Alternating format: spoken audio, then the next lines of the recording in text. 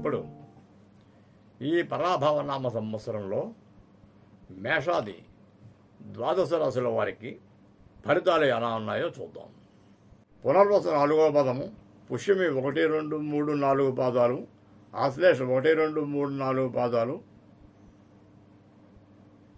హి హే ఈ అక్షరములతో పేర్లు ప్రారంభమయ్యేవారు ఈ రాశికి చెందుతారు. ఈ సంవత్సరంలో వీరి ఆదాయం 2, వ్యయం 11, రాజపూజ్యం 4, అవమానం 7. ఈ రాశివారు ఇతరులకు ప్రోత్సాహకారిగా ఉంటూ తగిన స్ఫూర్తినిస్తారు. ఈ రాశివారికి గురుడు మే నెలాఖరు వరకు వ్యయస్థానమందు రజతమూర్తిగా శుభఫలితమును ఇచ్చను.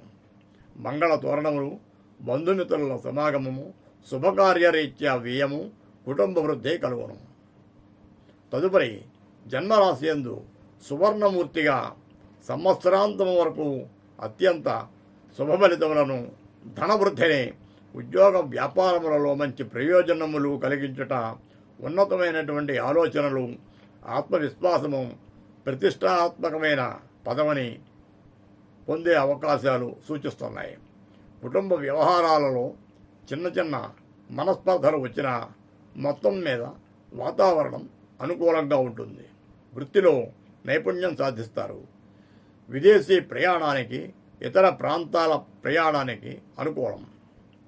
విదేశీ విద్య, ఉద్యోగ ప్రయత్నాలు ఫలిస్తాయి. రాజకీయవేత్తలు ఒక నామినేషన్ పదవికి నియమించబడతారు. అప్పుడప్పుడు అహంకార స్వభావం, మాట తొందర, ఇతరులపై నోరు జారడం వలన కొన్ని సమస్యలు ఎదురవుతాయి. అతిగా ఆశపడడం వలన ఇబ్బందులుంటాయి.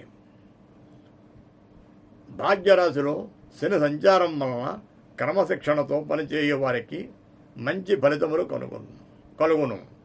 ఆలోచన లేని పనులకు ప్రతికూల వాతావరణం సూచిస్తుంది. ఎగుమతి దిగుమతి వ్యాపారులకు, పర్యాటక రంగం వారికి, ఆహార సంబంధ వ్యాపారులకు, ఫార్మసీ వ్యాపార రంగం వారికి అధిక సంపాదన. అయితే డిసెంబర్ నుండి సంవత్సరాంతం వరకు జన్మరాశిలో గురు శుక్రుల సంచారం వలన, ద్వితీయ స్థానమందు కేతువు సంచారం వలన అధిక శ్రమ, ఒత్తిడి కలుగుతాయి. అంతేకాకుండా ఈ రాశికి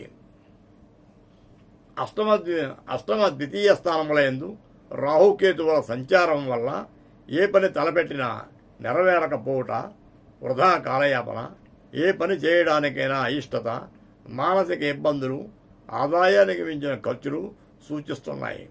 పుష్యమి ఆశ్లేష నక్షత్రముల వారు సర్పసూక్తంతో సుబ్రహ్మణ్య స్వామి ఆరాధన చేయుట శ్రేయస్కరము. దీనివలన ఉదర, కాలేయ సంబంధ వ్యాధుల అపమృత్యు దోషములు తొలగును. రావి చెట్టుకు ప్రదక్షిణల ఆరోగ్యమునిచ్చును. రాహుకేతువులకు జపములు, దానములు చేయించిన దోష తీవ్రతను తగ్గించుకోవచ్చును. స్వస్తి ప్రియాప్య పరిపాలయంతాం న్యాయేన మార్గేణ వ్రతం మహేతః గోబ్రాహ్మణేభ్యః సమస్తనిత్యం లోకాః సమస్తాః సుఖినో భవంతు.